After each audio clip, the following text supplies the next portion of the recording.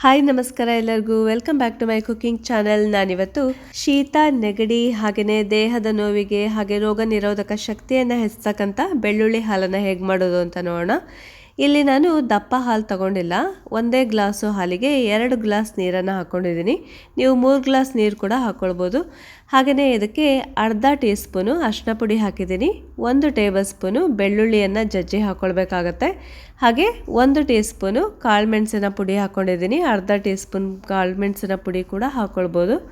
ಹಾಗೆಯೇ ಕಲ್ಸಕ್ಕರೆಯನ್ನು ಹಾಕ್ತಾ ಇದ್ದೀನಿ ಇದಕ್ಕೆ ಬೆಳ್ಳುಳ್ಳಿ ಹಾಲಿಗೆ. ಈ ಬೆಳ್ಳುಳ್ಳಿ ಹಾಲು ಚಳಿಗಾಲಕ್ಕೆ ನಮ್ಮ ದೇಹವನ್ನು ಬೆಚ್ಚಗಿಡೋದಲ್ಲದೆ ನಮ್ಮ ಹೃದಯದ ಆರೋಗ್ಯಕ್ಕೂ ಕೂಡ ತುಂಬಾ ಒಳ್ಳೆಯದು. ನಾವಿಲ್ಲಿ ತೆಳುವಾದ ಹಾಲನ್ನು ಯೂಸ್ ಮಾಡಿರೋದ್ರಿಂದ ಹಗುರವಾಗಿರುತ್ತೆ ಕುಡಿಲಿಕ್ಕೆ, ಜೀರ್ಣಕ್ರಿಯೆಯೂ ಕೂಡ ಉತ್ತಮವಾಗಿರುತ್ತೆ, ಹಾಗೆ ಹೃದಯಕ್ಕೂ ಕೂಡ ತುಂಬಾ ಒಳ್ಳೆಯದು.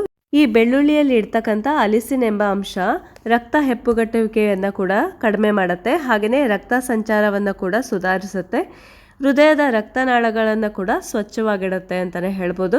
ಹಾಗೆಯೇ ಈ ಚಳಿಗಾಲದಲ್ಲಿ ಈ ಬೆಳ್ಳುಳ್ಳಿ ಹಾಲನ್ನು ಮಾಡಿ ಕುಡಿಯೋದು ತುಂಬಾ ಒಳ್ಳೆಯದು. ಜೀರ್ಣಕ್ರಿಯೆಯನ್ನು ಕೂಡ ಇದು ಸುಧಾರಿಸುತ್ತೆ, ಹಾಗೆಯೇ ಕಫವನ್ನು ಕೂಡ ಇದು ಹೊರಹಾಕುತ್ತೆ. ಅಷ್ಟೇ ಅಲ್ಲದೆ ಉತ್ತಮ ನಿದ್ರೆಗೂ ಕೂಡ ಈ ಬೆಳ್ಳುಳ್ಳಿ ಹಾಲು ತುಂಬಾ ಉಪಯೋಗ ಅಂತಲೇ ಹೇಳ್ಬೋದು.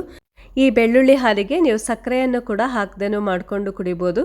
ಓಕೆ ಫ್ರೆಂಡ್ಸ್, ಇನ್ನೊಂದು ರೆಸಿಪಿ ಜೊತೆ ಮತ್ತೆ ಭೇಟಿ ಆಗೋಣ. Thank you so much for watching.